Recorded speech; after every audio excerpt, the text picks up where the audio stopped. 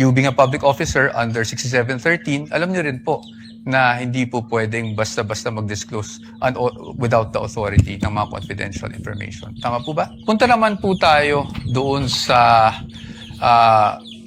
nature ng confidential operations. No? You would agree with me na pagdating po sa confidential operations, delikado po pag nagkakaroon ng leak of information. Tama po ba?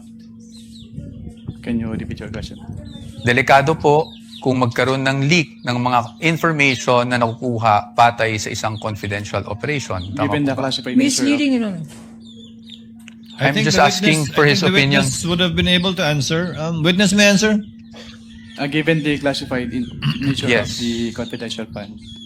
Yes, thank you, Mr. Witness. In fact, you being a lawyer, you know that there are laws prohibiting the unauthorized disclosure of confidential information, correct?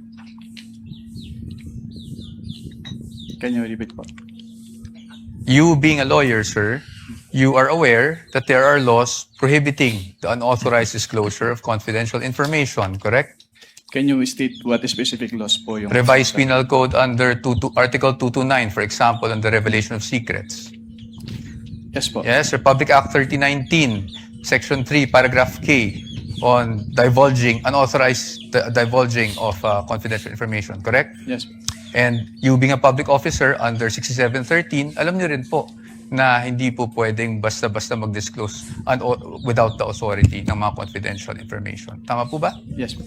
Okay, so batay po dito, pinapahalagan po talaga ang confidentiality pagdating sa mga classified information na ito. Tama po ba? You would agree with me? Yes po. Yes. Now, let's go to the joint circular that we have been mentioning since yesterday. No? Ito pong joint circular number 2015-01. And I'm referring to the circular with which we have pre-marked as D-1-136 for the defense, Your Honors. And I think we will be flashing that on the screen as well. Ito naman po yung pag-usapan natin. I just wanted you, Mr. Witness, to give us the definition of confidential funds. Diyan po sa circular na yan, under, I think it's page 2, item 3.7. Can you please read it for the record? Under 3.7, confidential fund refers to the lump sum amount provided as such in the GAA for NGAs, in appropriation ordinances for LGUs, and in the COBs for DOCCs for their confidential expenses. Salamat po, Mr. Witness. At pagdating po, nabasa niyo po yung word na lump sum. Ibig po sabihin nito, buong halaga? Buong amount? As opposed to having line items for expense? Tama po ba? Lump sum. Yes Lump po. sum. Opo. At based on your experience, pag ang pinag-uusapan po natin ay confidential funds, pagdating po sa pag-disburse nito, cash po ba ito? In the form of cash? What expense are you pertaining? Confidential funds in general. Cash po ba ito? Wala pong specific provision kung anong type po ng yung ibabayad. Okay. But item 6 provides for the guidelines on cash advances, correct?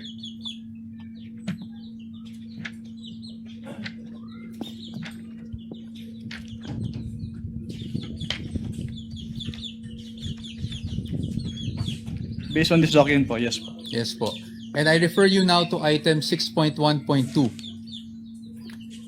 Diyan po, sinasabi po ng provision na yan na ang maaari lang mag-avail ng cash advance pagdating sa confidential funds ay ang isang designated bonded special disbursing officer or SDO, or kung wala mang ganong designated SDO ay ang head of agency, correct?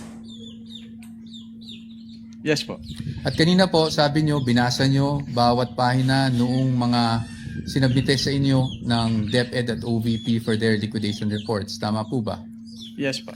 At you would be aware na ang STO po para po sa OVP ay si Ms. Gina Acosta. Tama po ba? Based on the documents submitted, yes po. Yes, thank you.